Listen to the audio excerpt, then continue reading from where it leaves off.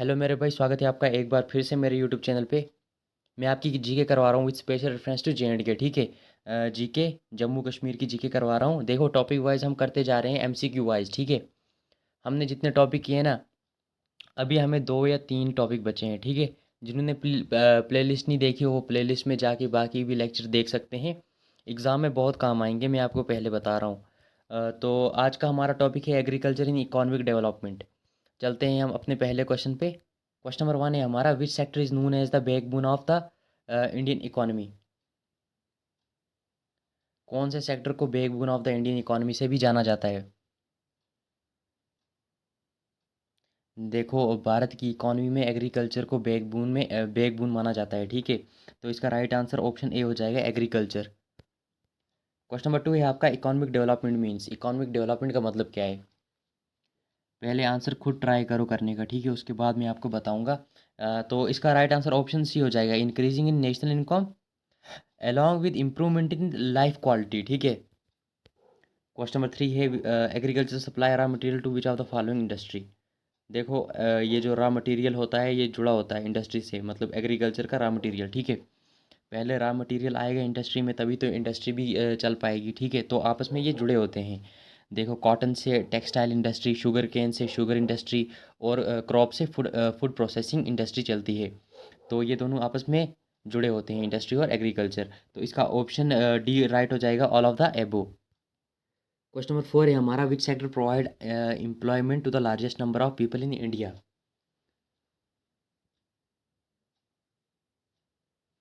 इसका right answer option A हो जाएगा, एग्रीकल्चर। ठीक है, इंडिया में सबसे ज़्यादा लोग एग्रीकल्चर सेक्टर में काम करते हैं। ठीक है, उसके बाद क्वेश्चन नंबर 5 है हमारा, agriculture contributes to economic development bye.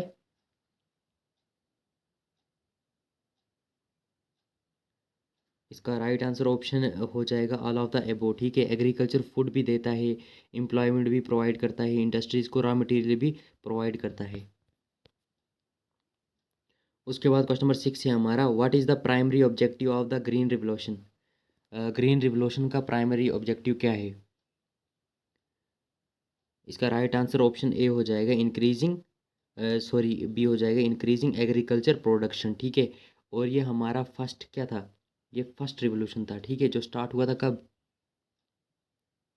1960s में। ठीक है, 1960s में ये स्टार्ट हुआ था।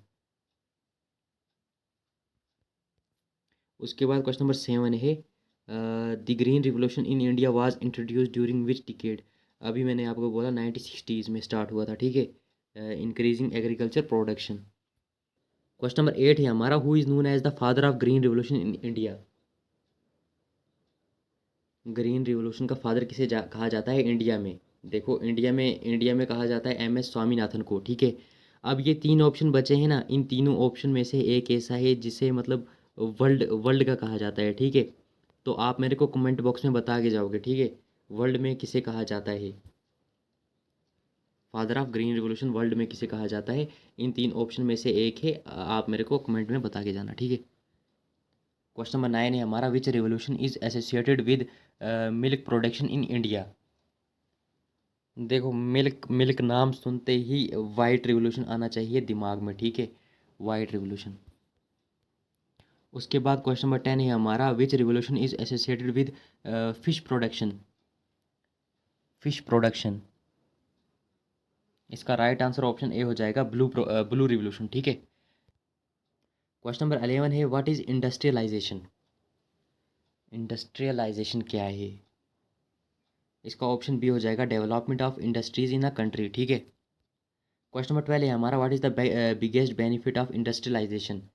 तो इंडस्ट्रियलाइजेशन का बड़ा यही होता है, एम्प्लॉयमेंट जो है वो जनरेट होती है। ठीक है। उसके बाद क्वेश्चन नंबर 13 है, which sector converts raw material into finished goods. इसका राइट आंसर ऑप्शन बी हो जाएगा, इंडस्ट्रियल सेक्टर। देखो, एग्रीकल्चर रॉ मटेरियल प्रोवाइड करता है, लेकिन उन्हें फिनिश्ड गुड्स में बदलने का काम इंडस्ट्री सेक्टर करती है। ठीक है, इतना याद रखना। उसके बाद क्वेश्चन नंबर 14 है हमारा, industries mainly depend on agriculture for. Industries depend करती हैं एग्रीकल्चर पे किस लिए? रॉ मटेरियल के लिए। ठीक है, रॉ मटेरियल के लिए। उसके बाद क्वेश्चन नंबर 15 है हमारा, which of the following is essential for rapid economic development. इसका राइट आंसर ऑप्शन सी हो जाएगा, एग्रीकल्चर एंड इंडस्ट्रीज टुगेदर। ठीक है। देखो किसी भी देश की इकॉनमी तभी तेज़ी तेज़ी से डेवलप करती है जब एग्रीकल्चर और इंडस्ट्रीज दोनों साथ में ग्रो करें। ठीक है। क्वेश्चन नंबर 16 है, which 5 year plan give the highest priority to agriculture. देखो फर्स्ट 5 ईयर प्लान में ही एग्रीकल्चर के बारे में तुमने सुना होगा। और फर्स्ट 5 ईयर प्लान का अगर पूछ ले, ये कब चला था। देखो 1951 में आया कौन फर्स्ट 5 ईयर प्लान।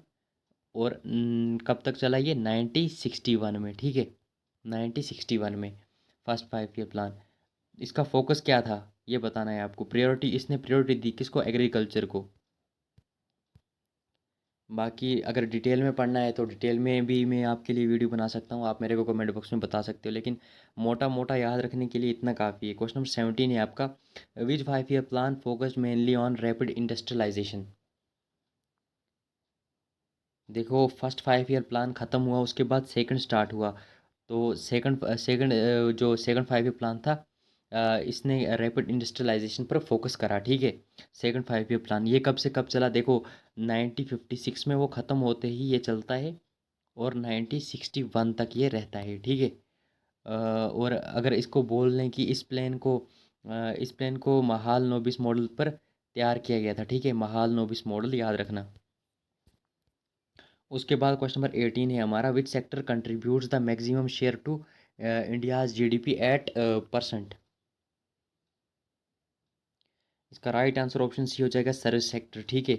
आज के टाइम में इंडिया की जीडीपी में सबसे बड़ा कंट्रीब्यूट सर्विस सेक्टर का है। ठीक है। 19 है, क्वेश्चन नंबर 19 है, विच of the following is an example of small scale industries. Small scale industries, इसका राइट आंसर ऑप्शन ए हो जाएगा, लोकल हैंडलूम यूनिट। ठीक है। उसके बाद क्वेश्चन नंबर 20 है हमारा, balanced economic development require the growth of. देखो एग्रीकल्चर, इंडस्ट्रीज और सर्विस सेक्टर तीनों मिलके अगर ग्रो करेंगे ना, तो सबसे ज़्यादा मतलब डेवलपमेंट होगी। ठीक है। किसी भी कंट्री की सबसे ज़्यादा डेवलपमेंट तब होगी कि अब जब ये एग्रीकल्चर, इंडस्ट्री और सर्विस सेक्टर तीनों मिलके काम करें। क्वेश्चन नंबर 21 है, which sector provides raw material to many industries. ये आपका होमवर्क है। ठीक है। मैं आपको हर वीडियो में होमवर्क देता हूँ, लेकिन आप मेरे को कमेंट बॉक्स में उसका आंसर बता के नहीं जाते हो। ठीक है। इसका आंसर कमेंट बॉक्स में बता के जाना।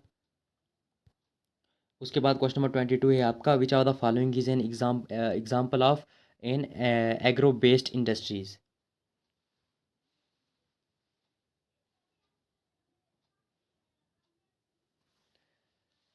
इसका राइट आंसर ऑप्शन ए हो जाएगा, शुगर इंडस्ट्रीज। ठीक है। एग्रो बेस्ड इंडस्ट्रीज वो होती हैं जो एग्रीकल्चर से मिलने वाले रॉ मटेरियल पर डिपेंड करती हैं, जैसे sugar industries, textile industries, food production. ठीक है।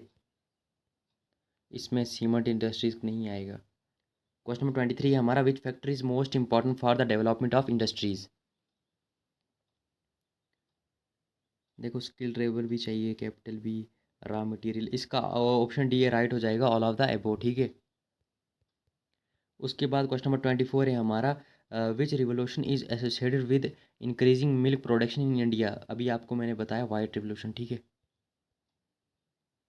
उसके बाद क्वेश्चन नंबर 25 है हमारा, which are why are agriculture and industrialisation both important for economic development. They increase employment, ये भी सही है। They increase production and income, ये भी सही है। This support overall economic growth. तो इसका राइट आंसर ऑप्शन डी हो जाएगा, ऑल ऑफ द अबोव। ठीक है। क्वेश्चन नंबर 26 है, which type of unemployment is most common in the agriculture sector of India. देखो एग्रीकल्चर, इंडिया के एग्रीकल्चर में मोस्ट कॉमन जो अनएम्प्लॉयमेंट प्रॉब्लम है वो ये है कि डिसगास्ट अनएम्प्लॉयमेंट है। यानी अगर एक दो इंसानों की ज़रूरत है, वहाँ तीन चार भी आके काम कर रहे हैं।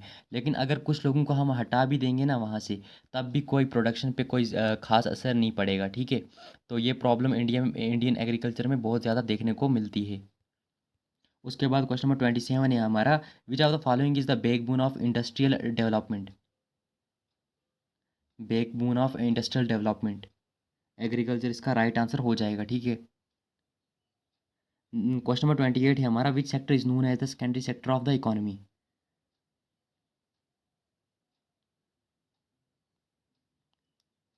देखो हमारे तीन सेक्टर रहेंगे, एक प्राइमरी, फिर आपका सेकेंडरी, फिर रहेगा टेरिटरी सेक्टर, ठीक है। प्राइमरी सेक्टर में आपका एग्रीकल्चर आएगा, सेकेंडरी सेक्टर में आपका इंडस्ट्रीज़ आएगी, और टेरिटरी सेक्टर में आपकी सर्विसेज आ जाएंगी, ये याद रखना, ठीक है। उसके बाद क्वेश्चन नंबर 29 है हमारा, which sector adds value by converting raw material into finish goods. इसका राइट आंसर ऑप्शन बी हो जाएगा, इंडस्ट्रीज, ठीक है। हमारा लास्ट क्वेश्चन है आज का, which combination is essential for the overall economic development of a country. देखो एग्रीकल्चर, इंडस्ट्री, सर्विसेज, किसी भी देश की इकॉनमी तभी मजबूत बनती है जब एग्रीकल्चर, इंडस्ट्रीज़ और सर्विसेज सेक्टर तीनों मिलकर काम करें, ठीक है। तो आज का हमारा लेक्चर इतना ही था, मिलते हैं नेक्स्ट वीडियो में। अगर वीडियो आपको अच्छी लगी हो तो वीडियो को लाइक और चैनल को सब्सक्राइब ज़रूर करें, क्योंकि आप मेरे चैनल पे जाके चेक कर सकते हैं, 30 से 32 वीडियो मैंने अपलोड किए हैं, और मेरे सब्सक्राइबर पता है कितने, 37 सब्सक्राइबर हैं। मैं फिर भी लगा हूँ, ठीक है। अगर आपको अच्छी लगे वीडियो तो लाइक और सब्सक्राइब कर सकते हो। बाकी कोई नहीं, अगर आज नहीं तो कल कर दो, कल कर देना, ठीक है। ये आपका आंसर की रहेगा, ये आपके सभी क्वेश्चन रहेंगे। जिसको पीडीएफ चाहिए वो मेरे को डीएम कर सकता है, ठीक है।